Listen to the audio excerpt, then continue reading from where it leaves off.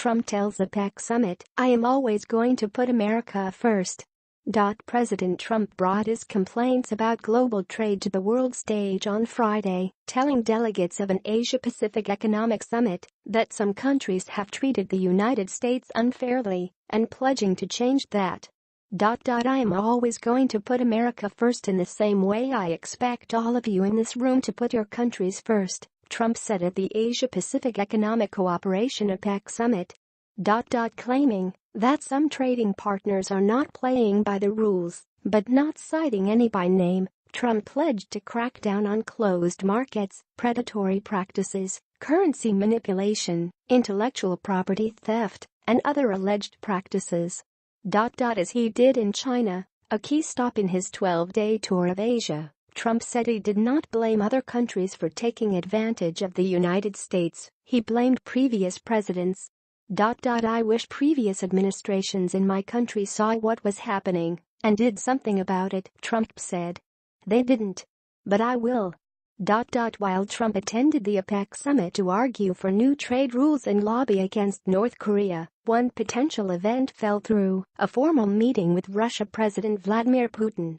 As Air Force One landed midday in the seaside Vietnamese city, White House officials announced that the schedule would not permit a formal meeting between Trump and Putin. They did not rule out an informal chat by the leaders, possibly on North Korea and other issues. "Are they going to bump into each other and say hello?" said spokeswoman Sarah Huckabee Sanders. "Certainly possible and likely. But in terms of a scheduled, formal meeting, there's not one on the calendar, and we don't anticipate that there will be one."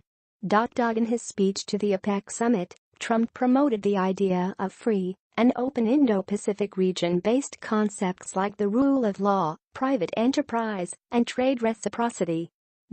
Trump spoke to APEC as officials in member countries wonder about the meaning of his America First rhetoric and his decision to walk away from a major regional trade deal. Some of these officials criticized Trump early in his term for pulling the United States from the Trans-Pacific Partnership, a trade deal involving a dozen Pacific Rim nations. The remaining 11 nations are now talking about forming their own trading bloc without the U.S.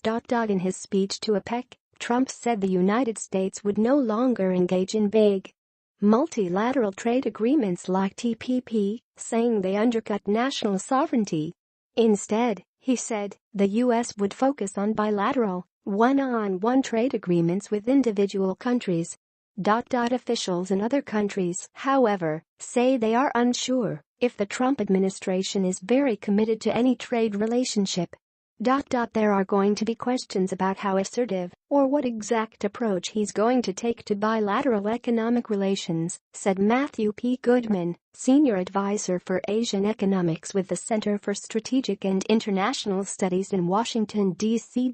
Using language reminiscent of his presidential campaign of a year ago, Trump said other countries use trade rules to take jobs from the United States, particularly manufacturing jobs. Trump made this argument in blighted industrial areas of Pennsylvania, Michigan, and Wisconsin, the three states that secured his electoral college win over Hillary Clinton. Trump also used his APEC speech to talk about another goal of his Asia trip, getting more countries to apply more economic and political pressure on North Korea, while trying to force the reclusive nation to give up its nuclear weapons. Saying that national security and economic security are linked. Trump also called on the world to rally against radical Islamic terrorism. The APEC summit is the first of 3 economic conferences that will cap Trump's trip to Asia. In the Philippines in a few days, Trump plans to attend an Association of Southeast Asian Nations conference as well as a meeting of the East Asia Summit. The APEC summit in Vietnam follows a high-profile Trump visit to China. In addition to asking Chinese President Xi Jinping to pull financial support from North Korea, Trump complained about Chinese trade practices he says have hurt the United States. But, as he would do at APEC, Trump said he didn't blame China for trade problems, casting responsibility instead on previous administrations.